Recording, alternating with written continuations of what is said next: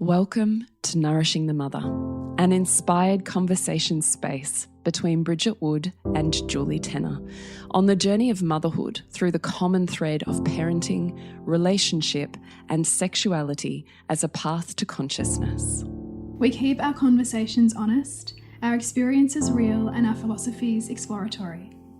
We believe that in order to raise incredible humans, we first have to raise ourselves. We know that in order to rock the family, you've got to nourish the mother. If you are here, you care about paving a path of conscious and intentional motherhood, connected with yourself and your gifts, and also illuminating your children in theirs so we may raise more whole humans who can impact this world in a more humane way.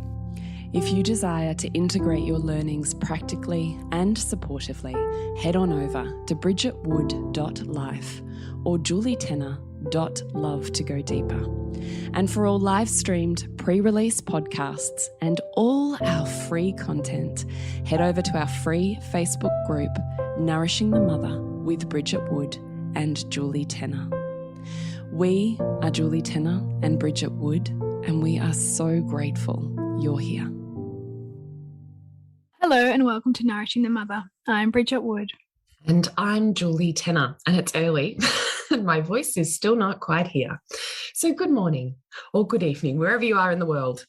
Today, our podcast is Big Feelings in Little People at Christmas. And perhaps you find yourself in this slow or fast descent towards Christmas Day, and there's loads of activities and there's school finishing and there's loads of junk food and lots of excitement and nervous system dysregulation. And perhaps as a parent, you're finding that you are coming across more tantrums or more resistant behavior, and maybe that's really hard for you right now.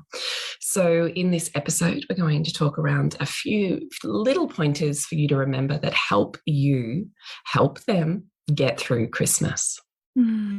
Yeah, I've been talking to so many people, and this is so true for them, and also for me in my home. Like, I noticed my kids, and my biggest is kind of big energy, excitement next level, and so then everybody kind of feeds off that.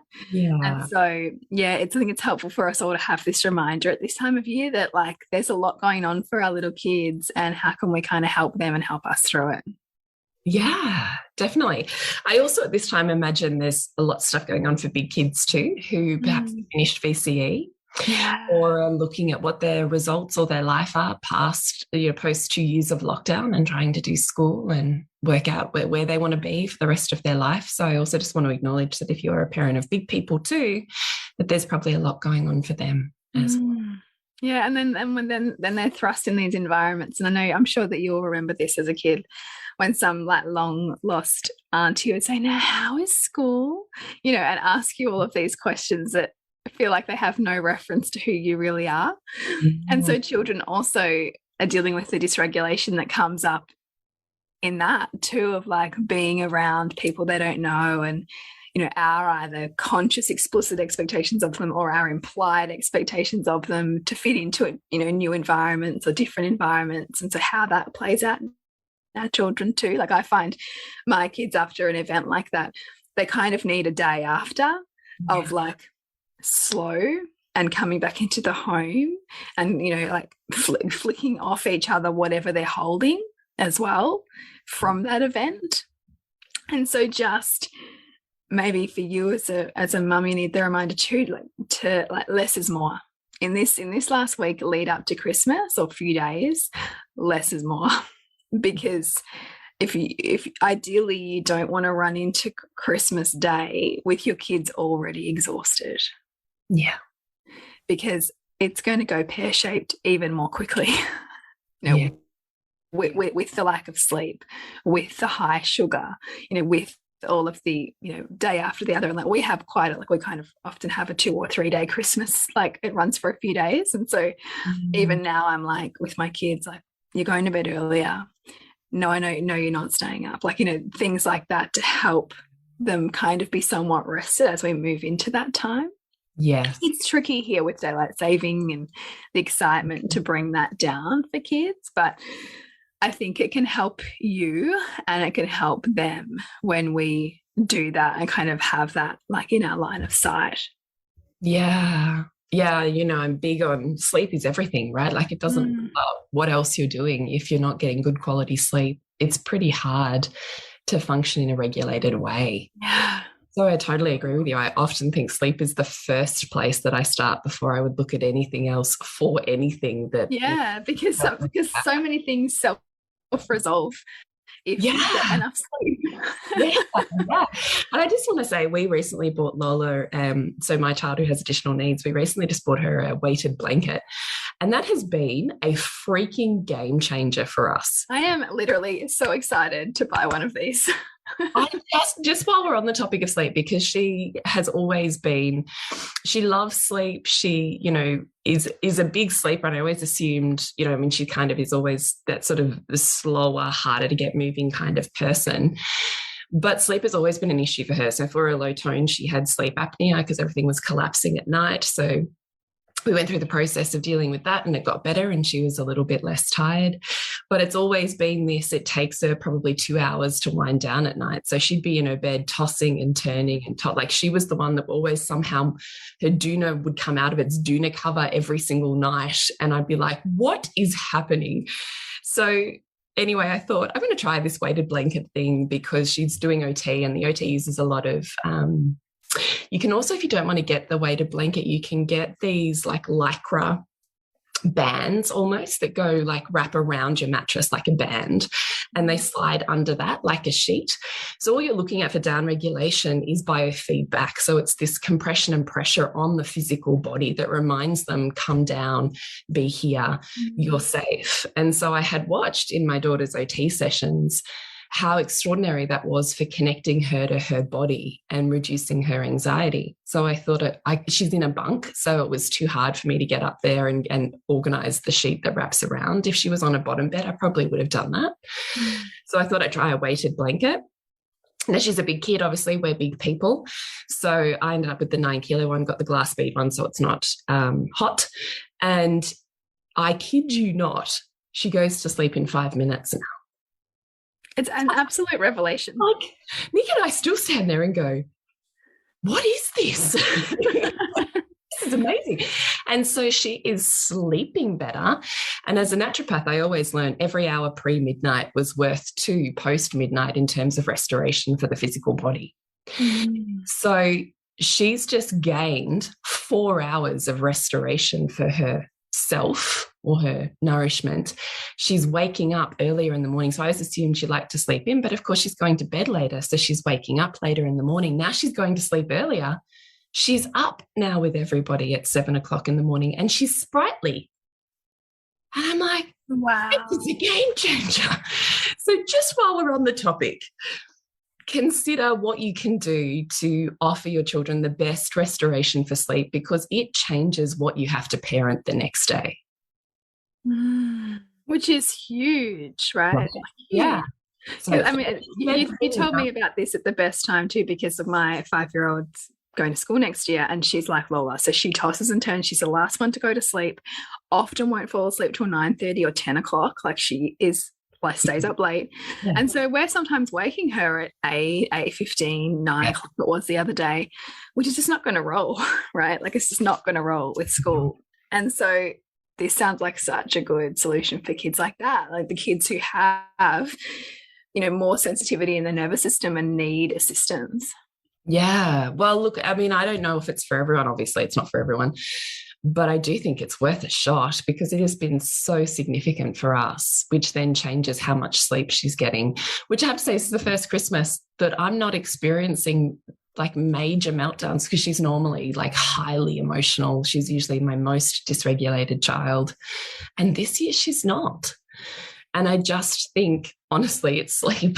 That's bloody amazing. I don't think it's good parenting. Just sleep. And I mean, it's one of those things we can look past. It's particularly like, you know, in this conscious parenting, gentle parenting kind of paradigm, we can look past the foundations and think, oh gosh, I'm missing something. Or, oh gosh, there's, you know, like there's a problem with my child's behavior that I need to fix or help them through or hold space for. But, you know, what about if it is the coming back to basics, which leads me to the next thing, which you and I are talking about, because I was explaining about Pearl last night. She had a rotten sleep, really agitated. And I was like, I'm saying to Julie, I think it's a UTI. I'm just the way she was. And Julie's like, well, what if it's worms? And I'm like, oh God, penny drop. I haven't wormed the children for ages. And so that's another quick go-to, like, because she, you know, as you said, if she's got a parasite, she's going to be parasitic in her behavior. Yeah, they behave like parasites. Yeah. Yeah. I know that might sound a little bit offensive, but from a naturopathic perspective, you can almost see it play out in their behavior, which I just find fascinating. So it's just another thing that yes, this is going to bring up bigger feelings this time of year with our children, but if it feels like unusual, like, you know, quite a big shift, then also because of this time of year where they're often, you know, at public places, they're around lots of kids, there's, you know, moving in through environments quickly, there could be also that. There could also be that they've picked up more germs, their body's dealing with a load of parasite or whatever. Yeah. So that could be an option too. So that's what I'm going to buy today, is some wormy tablets. Yeah, I just want to say to people, because often it's one that we miss. So just getting your basic wormer from the chemist just actually starves the worms of glucose. So that's the only effect that drug has, and it's instantaneous and it moves through their body and the worms essentially can't feed, so they die. That's how that works. So if you're looking at long-term healthcare for worms, then you'll be looking at a significantly reduced sugar diet, you'd be looking at gut health, and you'd be looking at diatomaceous earth as a daily supplement. Diatomaceous earth, if you're wanting a daily supplement for worms, if you're finding your kids pick them up often, is an absolute game changer. So my sister used to just mix it into juice for her kids and they'd have it that way. I used to put it in smoothies and they'd have it that way. And if we're going through a period where people seem to be getting worms more frequently, I come back to that as a practice. But just remember, this time of year, we're more active, eating more sugar-based foods that we would normally not eat in our diet. And that's a fantastic breeding ground for parasites. So we largely always have them in our system, but whether they colonize in greater numbers or are able to be kept at bay is the only difference that we're looking at. It's almost like the tipping point, like, you know, if it tips too much and they're out of balance, and this is when we're going to start to see the beginning. Right. Yeah. And you won't see worms in stool until it's a major infestation. What you will see is your children becoming more like, you know, a parasite. They're angry, they lash out, they're more like, you know, they kind of have these like parasite ears, if you could cartoon do them, moments. Usually they're going to be writhing in their bodies in different ways, and often you'll see that at night as they're preparing for bed or lying down for bed. And because worms travel at night, and also worms travel the most on full moons, this might freak some people out. Oh, that makes sense. Oh, it's a full moon. It's a full moon. Oh, is it? Last night, yeah, we're on a full moon. Yeah. I think it might be worms. I think it's worms. Yeah. So, diagnosed. Well, it's just so interesting to me. Like, worms are some of the creepiest things, but on full moons, they literally will travel through tissue. So sometimes you can see them through the surface of your skin. Some have heard stories of people seeing them, you know, through their eyeball or down the back of their throat, or like they literally, worms on a full moon travel through tissues in the body. Like they eat their way through tissues. You can literally see them move under skin, which is really freaky. You can also at night, if you wanted to, and I did do this when my first two were older and I was just trying to work out my whole footprint on what the worm situation was. If it's a completely black room and your kids have got no pants on, obviously this is a consent-based thing and a curiosity if they're up for it, and you get a flash torch, you kind of flip their legs up and you flash torch, you'll actually see them exiting the anus. Because that's what they do. They exit the anus and they plant eggs around the anus. So when your kids scratch, the eggs are under their fingernails, and that's how worms continue to spread. So that's usually the way that you're looking at, do my kids have worms? It's itchy, it's uncomfortable. My youngest calls it tickling. She calls it, is it tickling? Yeah, my legs are tickling, my body's tickling. And I just think it might be centered around the anus, but those worms could actually be anywhere in her body. I know that my son used to, when he used to have a really extreme reaction if it was worms, and he would literally, like he was having an electric shock, like his body would go tense and he would like writhe off the bed. So just look out for these symptoms, because it's a super quick 24-hour knock them dead, and let's move forwards. And all of these behaviors fade away in 24 hours. So just saying, it's worth considering, particularly this time of year.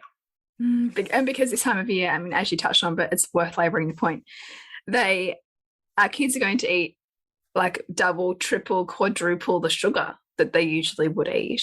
And so that can throw everything out.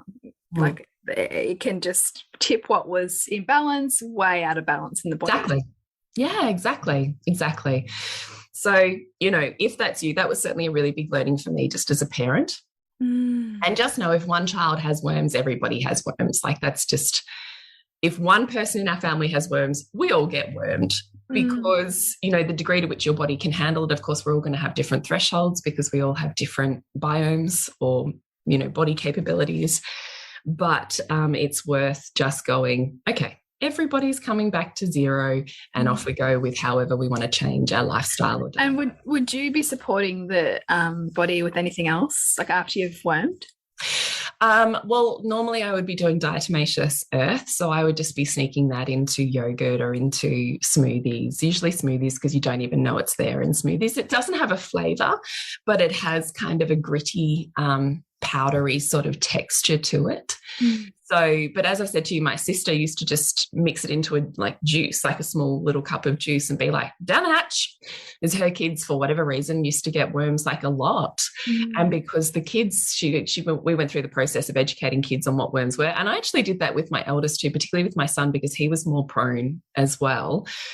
And we, you know, Googled worms and we looked at their life cycles and we looked at what they did in the body and we learned about how they travel and we talked about the things that help worms survive and the things that, you know, kill them. And he was totally on board being a warrior to kill the worms. So, you know, taking that diatomaceous earth or making the choices that kill the worms or breed the worms was kind of a no-brainer for him, but it came through the education pathway. And that's what my sister had done with her children also. So, you know, even though I would say they were pretty picky eaters, they were happy to down the juice with diatomaceous earth. And it's like a teaspoon, you know, diluted into the juice. It's not like, we're not, for little kids, we're not talking about a lot. For adults, it's about a tablespoon. And it has no flavour. It just has like a texture to it. And it's a wonderful silica and calcium supplement as well. So I actually just like am a huge advocate for diatomaceous earth. Hot tips. I love them. Yeah. So let's come back to how else we can support our children. And Bridgie, you'd said one of the things is to make sure they have lots of padding around activities. What does that mean? So for me, that means like recognizing when I might be trying to like run the gauntlet this time of year, like looking at, okay, well, what's reasonable or realistic for my children to be able to adapt to, given that they're already dysregulated here. So we had a big family Christmas thing, like 50, 60 people on Saturday. So I gave myself lots of slowness on Sunday.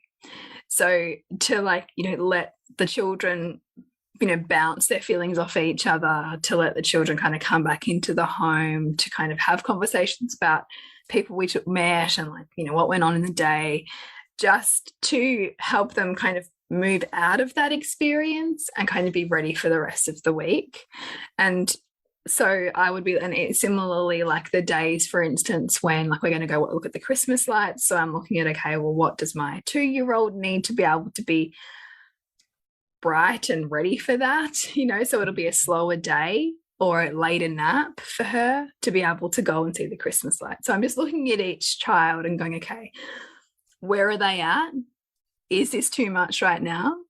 Because I want them to be able to enjoy Christmas and us all enjoy Christmas and them not be off the Richter scale of dysregulation. So it might mean saying no to stuff, you know, to no to extra things that I wanted to fit into my week. And just like kind of keeping a pulse point on each of the kids and like what it is. I mean, I know now with my 2-year-old, Erin should probably be a lot better, you know, but because her stuff yesterday was snatching toys off her siblings and then like falling into a puddle of tears. And just general like increased sensitivity, which is not usually her. That's when I think, you know, right? Like it's not regulated or dysregulated. It's, this is different to your usual pattern. Yeah. Exactly. So like looking at things like that we can do on a physiological level, like what you've talked about with the sleep, with maybe deworming, but also looking at, is this child struggling to be in this environment? Like, so I could see my 5-year-old, really struggling to be, in the environment, and like she was on my back a lot when she wants to get on my back, I know she's looking for my body to help her regulate. Oh, okay. So I would really like to labour this a little bit longer, because I know that your second, like my third, has neurodiverse yes aspects to her selfhood. Mm-hmm. How do you roll with her or carry her into or through? I mean, your Christmases sound huge. Like, I mean, my biggest Christmas is like 10 people. So you have... Yeah, mine, I mean, I've got 35 cousins on one side, right? So yeah, my goodness, it's like a whole event. Yeah. Yes. So how are you carrying a neurodiverse child into and through that experience? So can I just pinpoint and highlight, under the watchful gaze of family, who can often be the most judgmental? Yes, exactly. Right. So what I'm doing, like my prep is just as much my children's prep for these events, actually probably even more, because what I notice that I find I'm coming up against is perceived judgments, because we'll all grapple with like where we perceive we might be judged by family, because I mean these are people who have known us since we were born often and have formed a view of who we are, and they also have a like we all do, like an investment cognitively in us continuing the pattern that they know us to be. Like we all do. As soon as somebody jumps out of the pattern and like out of their identity, it's like jarring. And so it's particularly jarring if you imagine, older people who don't have as much to talk about. So they're like gossiping about, the family. So I'm noticing where I've lost my center and I've taken myself into someone else's potential perception of me. So it's like, oh, no, come back. And so I have that kind of reminder in myself of like, sovereignty and like, allowing people to have whatever feelings that they have, but knowing who I am, things like that. And because the more solid I can be in myself, the more able I am to accept my children and however they are or are perceived, because I'm not attached to somebody else's expectation or perception, if that makes sense. So I'm kind of like thinking about that in advance and noticing where my thinking is going or where my anxieties might be, and like parenting those. And then I'm looking at, which child might struggle here and what kind of support might they need. So I'm expecting my 2-year-old will be overwhelmed, and so she might be closer to me, or she might, like struggle looking at people or making eye contact or wanting to go to people. So I'm kind of aware of that. My 5-year-old, giving her information about like the flow of the day and like what it's going to be like, and this might happen and this might happen, helping her understand like where we're sitting and our table and what she can do and not do, and just rolling with how she's processing it, which sometimes I can tell when she's processing or when she's struggling to process is when she's having a hard time making eye contact, when she wants me to pick her up all the time. And so largely I am rolling with lending my body to her in those times where I can. So I've worked on being able to do that. So that's like, I know that she'll hop on my back and we'll play a little bit, and that will help her. And I'll move like left to right to help her brain regulate, because she needs quite a bit of help with that. I also have like a little thing, which I know you did, which was kind of like wiggling like her arms to get her arms like spaghetti arms and helping and using them to cross the midline for her. So we were doing that there, and just noticing like kind of that edge where I go, oh, she's acting weird, or like, why isn't she like, like that, how you hit your old condition and it goes, why is she not behaving? Like you kind of have this like that part, and then the part that comes in and meets it and goes, she's struggling here, right? Like the intersection of the two. Yes, I do. And and sometimes we'll do that better than other times. Like I got triggered by my son who was getting jealous of the other kids' presents. And so like that brings in all of the stuff around gratitude and, being grateful for what you've got and like all of that. So sometimes we do that well, sometimes we do it not so well, and we'll hit our edge. But I think it's just being aware of the intersection of like ourselves and what we bring to those events, knowing that we've got such history, and our children and their experience of it, and how much we can meet our child in their experience of it, without attachment to what they should or should not do, right? Like in the eyes of, you know, our family, I guess. This podcast is brought to you by Honey Club and Reimagining Motherhood, your spaces for intimacy and feminine embodiment and conscious parenting and inspiring motherhood. Come join us at julietanner.love and bridgetwood.life. It's a lot to hold, though, isn't it? Like, it is a lot to hold, yeah. Creating this whole world or creation of a world that at the same time as it's almost like holding that bubble, you're also co-creating with everyone who's there. Like it's a lot. It's huge. Yeah. And that's also why I think as like mothers, we also need to be like constantly sort of checking in on where our capacity's at and where our energy's at, and like all the things we're talking about for our kids around sleep, we also need to kind of honor too. Like, so even this week, like I'm looking at like what presents still need to be wrapped, you know, and because I can have a habit like all mothers, right? Like all parents, where you're up till like so late. Yeah. Doing presents and all that kind of stuff. But if we don't balance that, then we're going to be slammed by Christmas and have zero capacity, like with our children. And so it's just like looking at, okay, well, what's reasonable for me to expect of myself as well, like in these few days, knowing that the intensity that my kids are going to bring me is going to be more. Yeah. And I can't hold that much if I am wrecked. So what are you doing to look after yourself? Earlier bedtime, exercise. So I'm still exercising this week, like because it helps me so much mentally. Delegating. So like, you know, there's still stuff I've got to pick up. So getting my husband to pick some stuff up, and just, yeah, like checking in with, what do I need this week, or can this wait till next week, or, you know, what feels good right now, like what, and even with my kids and like my son bouncing off the wall now because it's school holidays, what do they need? What do I need to feel good so that everybody has an outlet? Just those kinds of questions, those kind of, and noticing if I'm getting like super irritated with them, what are my expectations? Am I expecting them to care about, you know, how much stuff I've got to do, right? And like the planning and the, you know, because I know lots of mothers like, you know, are wrestling with like the Christmas menu and how they're going to get that all done, plus the presents, plus the places they have to go, or maybe the house they need to clean if you're having Christmas at your house, like so many things. And so any little like normal child behavior can be an irritant to us getting those things done.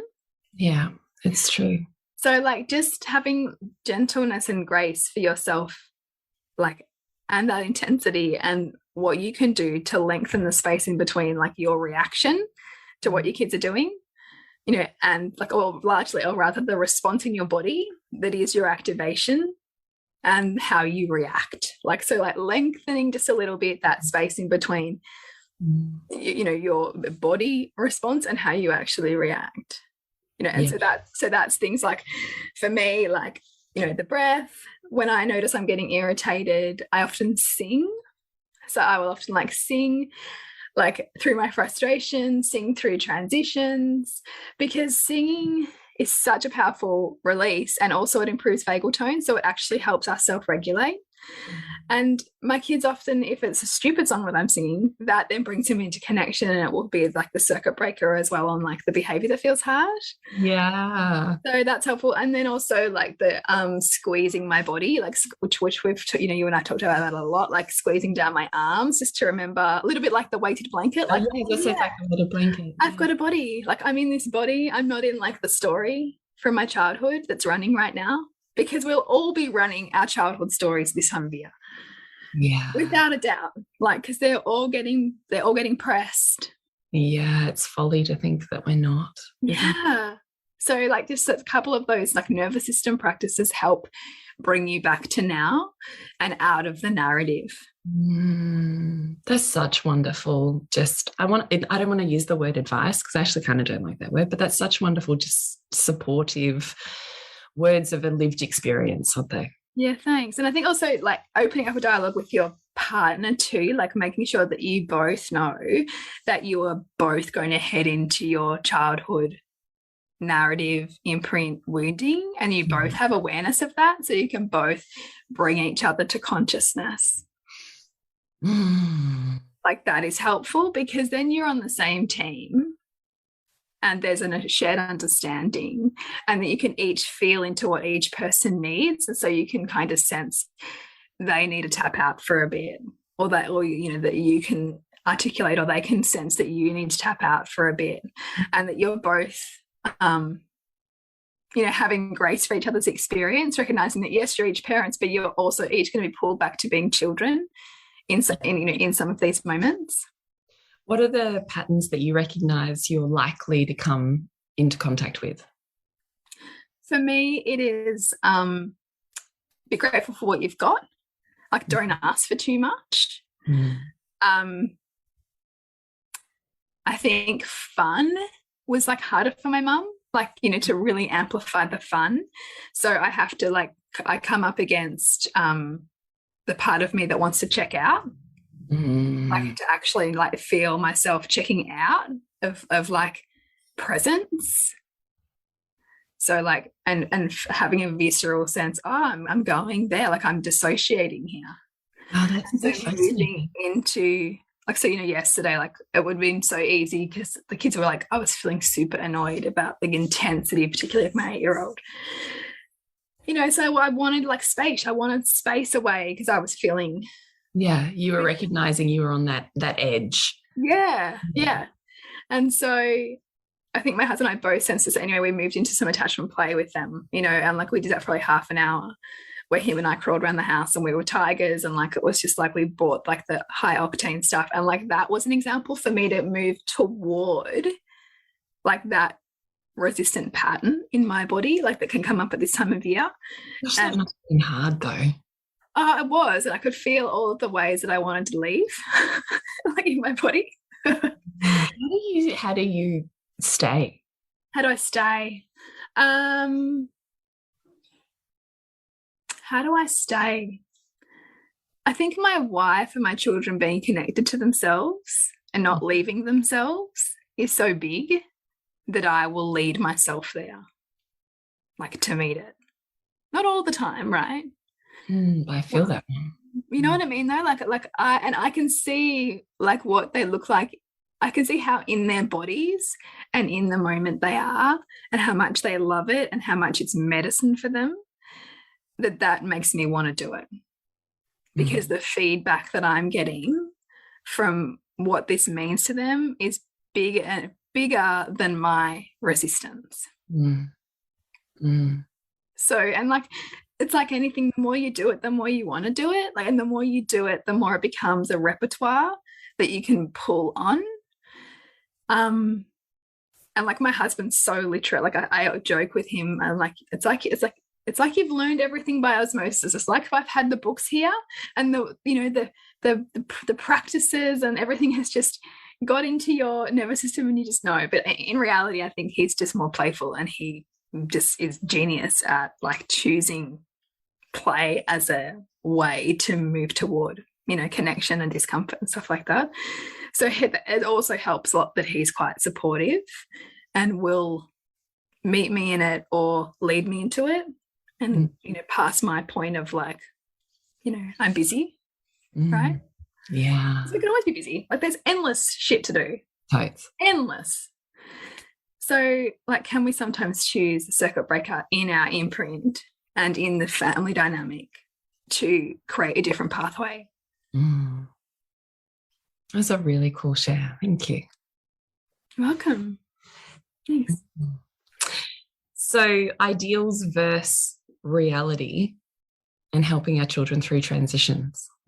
So, ideals versus reality, that's kind of like the ideal that my child will be make lots of eye contact with people, and they'll really enjoy themselves, and they'll be a pleasure to be around, and they'll be gracious for what they receive, and they won't eat too much chocolate, like, you know, like all of this, like, my child is a unicorn.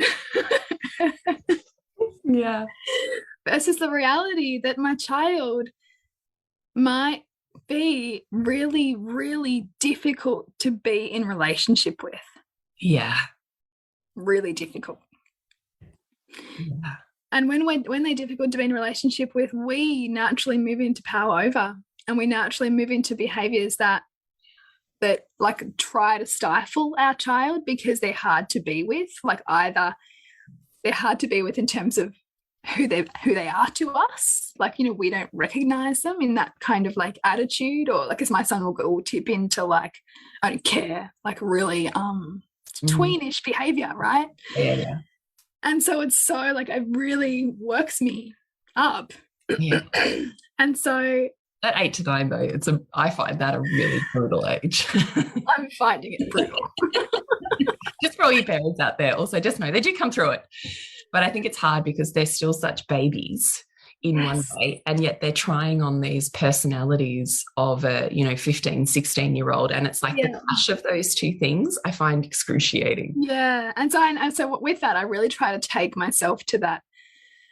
What would it have been like to be 8, you know, like and to really see that wrestle as something beautiful that I can lean into, as opposed to something that I feel aversive to. So the reality of excuse me, the reality of like sometimes we're just not going to like them. And so, but how can we still love them? Like I can not like you and love you. And so like that wrestle, and I think the bigger the fantasy we have on how our children are going to be at Christmas and how they're going to receive their gifts and how they're going to appreciate all that we do, the more we have attachment to that and attachment to results or outcomes based on what we're going to do or not do, the harder it is, because they bring us the nightmare. They bring us the other side that we hadn't reconciled, which is that for every fantasy about Christmas being the most wonderful time of the year, it is also the darkest, dankest, most challenging time for many, many families. Totally. Many families. And you know, the more you build it up, the more some people will crash it down, or some people have to crash it down, whether that's a child in your family, whether that's someone in your broader dynamic. When we create a caricature of a particular day to be all of these wonderful things, it cannot be. It just can't. It's not how the world, it doesn't contain any duality, which is what the universe is organized around. So if we can't accept the duality within ourselves at this time of year, then we're really not going to accept it within our children. Yeah, it's really true. It's really true. What would you say around ideal versus reality? Oh, well, you know, I have Gwen. She shatters any ideal you could possibly hold. So I've just learned to not hold any. In every family, there's one. Well, tell us about that, because you know, she's just turned 4, right? So she's a puppy. Yeah, she's like 4 and nearly 4.5 actually. But she's a little bit wild, and I think I've said many times before, she's the one child that I have not actively squished that wildishness in. Like I can see my deculturalization over the course of my 4 children, and I can see that play out in my 4 children, which is fascinating. And I have to watch myself to not slide into guilt on what with the other children, do you mean? Or yeah, taking the lens on how I mean, everything's a co-creation and everything is perfect in its creation, right? So it's a limited thought to perceive that there are more drawbacks than benefits to my elder children who I have, in inverted commas, through my current lens, squished their wildishness. Right? So it's also flawed thinking based on my current belief system and the way in which I'm seeing the world. It's something I'm traversing at the moment. Yeah.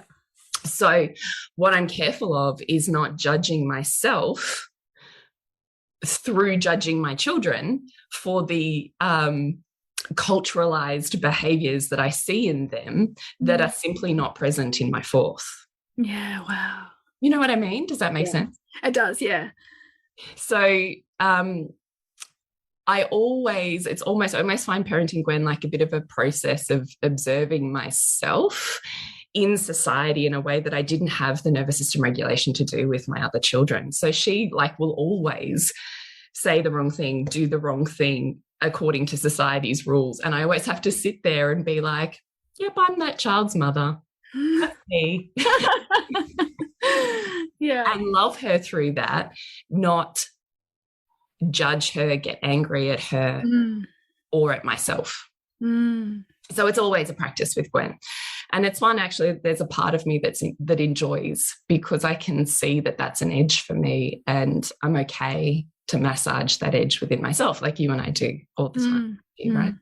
The place you stop is your glass ceiling. So what happens when you move beyond it? Anyway, so for instance, we finished up kinder, and the kinder teachers always give the kids a book.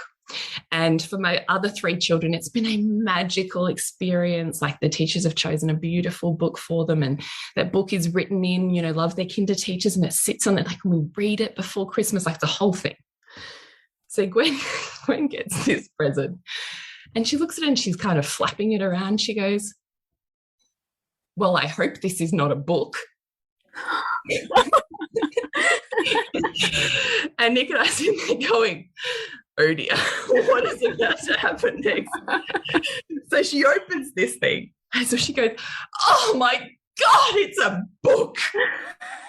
Who will give a book? I'm going to tell them you shouldn't give a book. Like this. And Nick and I were like, oh dear God. So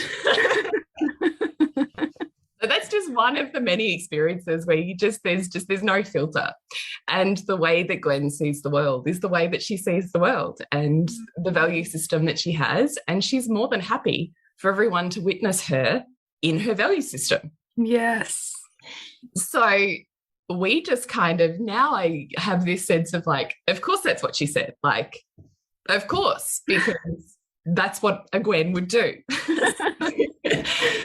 So holding any ideal is just something that I've really learned to let go of. And I think also having a neurodiverse child who moves much slower in the world also forces you to have to re-evaluate how you're moving through those environments. So it has to be slower. It has to be more buffered. I also know the more that I think that I've planned for everything, usually the more I get sideswiped by something. So best just to be open to being with what is. So that's usually how I've worked with it. And also I just know that, you know, Gwen's going to do that stuff. And instead of getting caught up in it and making it mean something, I can just see the beauty and the value in the snapshot that is, and love the radicalism that she presents. Yeah. Which is one of the biggest things as mothers, to actually be with it. I mean, like Sylvie's that often for me. Although, I mean, each child takes up that role, depending also on the level of my charge around it. Like, if you've got a big thing about being gracious and appreciative, then you're going to have the child like Gwen, you know, who does that. Although, you know, the instances like that, which take you to all of your social programming and, you know, that threat of being outcast or perceived to be ungracious, like all of that's going to come up, all of it. Yeah. And you hold yourself in it without like challenging your child, which I mean, I struggle with. Well, it's a big deal, isn't it? It's a big deal.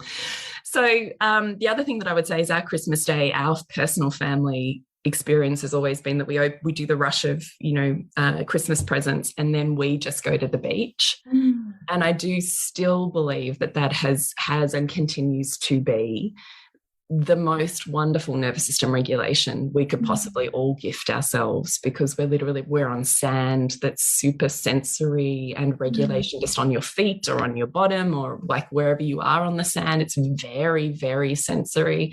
We have every year swum in the sea. So you're in the sea again, salt water, nervous system regulation, body regulation, and we spend 2-3 hours down at the beach together just hanging out and playing.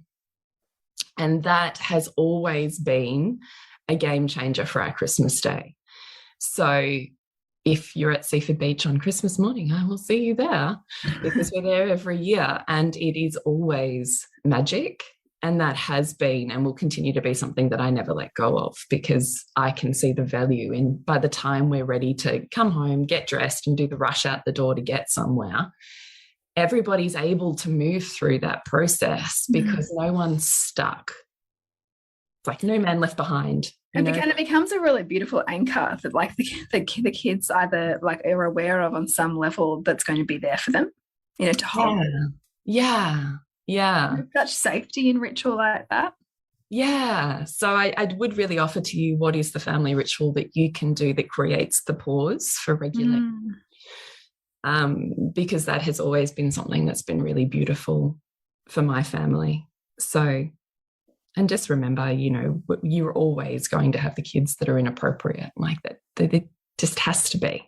Yeah. And how can you just laugh and humor regulate yourself through that? Like, that gets to be really beautiful too. I love that reminder. Yeah, and just expect it. And as soon as you're expecting it, it takes the edge off it because you're not trying to run away from it then. Yeah. So best of luck, wonderful parents. Remember your gut health. Yes. You're going away. Take worming tablets with you. And just sleep. Yeah, and just sleep. Yeah, however you're going to roll with getting better quality sleep and more sleep pre-midnight, because it is worth so much more than after midnight. That you've got lots of padding around activities, that you have time either side to expect big feelings to help them move into the transition and to help them discharge and come back into connection. So either side of those activities. And remembering that we're all going to meet our childhood perceptions or lenses on Christmas and our ideals versus the reality of the co-creation of family. So to hold yourself with a level of humour so that you can love yourself and your children through that. Yeah, beautiful way to end it. So to connect with you, Jules? Is julietenner.love, and you, Bridge? bridgetwood.life. You can find us at nourishingthemother.com.au. Remember to nourish the woman, to rock the family. Have a beautiful Christmas, and we will see you I'm forgetting my lines now. What are my lines? We'll see you next week when we continue to peel back the layers of your mothering journey. Wonderful. We'll see you. Thank you so much for listening. We literally couldn't do this without you. Please share this podcast with anyone you think it would be medicine for. If you desire to integrate your learnings practically and supportively into your life, then head on over to bridgetwood.life or julietenner.love to go deeper. And if you feel like giving back a little to this free content, please rate us on iTunes or Facebook, all of which helps the podcast reach more mamas who need this type of tonic for the soul.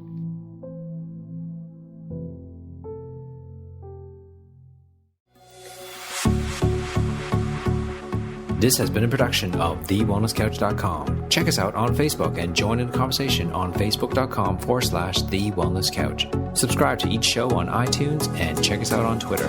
The Wellness Couch, streaming wellness into your lives. Whilst the Wellness Couch presenter endeavor to provide accurate and helpful information to their listeners, these podcasts cannot take into account individual circumstances and are not intended to be a substitute for health and medical advice from a qualified health professional. You should always seek the advice of a qualified health professional before acting on any of the information provided by any of the Wellness Couch podcasts.